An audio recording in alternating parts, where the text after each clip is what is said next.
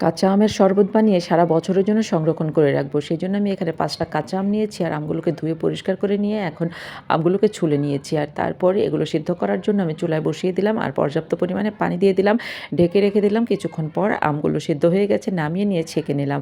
আর এই আমগুলোকে ঠান্ডা করে নিয়ে হাত দিয়ে চিপে এভাবে আমের আটিটা বের করে ফেলে দিলাম। আর এখন আমগুলোকে একটা ব্লেন্ডারের মধ্যে নিয়ে নিলাম। আর এর মধ্যে আমি এখন দিয়ে দিলাম হচ্ছে কতগুলো পুদিনা পাতা, তারপর দিয়ে দিলাম ধনেপাতা, আর ৫-৬টা কাঁচামরিচ, ১ টেবিল চামচ ভাজা জিরার গুঁড়া, ১ টেবিল চামচ গোলমরিচের গুঁড়া, ১ টেবিল চামচ বিট লবণ, ১ টেবিল চামচ সাধারণ লবণ। তারপর ব্লেন্ডারের ঢাকনাটা লাগিয়ে দিয়ে আমি ব্লেন্ড করে নিলাম, একটা বাটিতে ঢেলে নিলাম।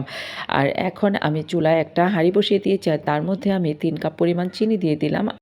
তারপরে আমগুলো সিদ্ধ করার সময় যে পানিটা ছিল সেই পানি থেকে আমি এখানে ১.৫ কাপ পরিমাণ পানি দিয়ে দিলাম। আর তারপর নেড়েচেড়ে চিনিটা গলিয়ে নিলাম। চিনিটা গলানোর পর এখানে যে পেস্টটা তৈরি করলাম কাঁচা আমের, সেই পেস্টটা এখানে দিয়ে দিলাম। আর এখন সুন্দর একটা কালারের জন্য এখানে গ্রিন ফুড কালার দিয়ে দিলাম।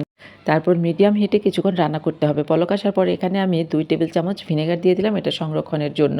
আর তারপরে আরও কিছুক্ষণ রান্না করতে হবে। যখন দেখব একটু ঘন হয়ে এসেছে, ২ আঙ্গুলে একটু চেক করে নেব, যদি একতারে শিরা হয়ে যায় তখনই বুঝবো এটা হয়ে গেছে। চুলাটা বন্ধ করে দিয়েছি। ঠান্ডা হওয়ার পর এখানে ২ টেবিল চামচ লেবুর রস মিশিয়ে নেব। তারপরে এটা একদম রেডি হয়ে গেছে। এখন শুধু কাচের বয়মে ভরে ফ্রিজের নরমাল চেম্বারে রেখে দেওয়া যাবে সারা বছর।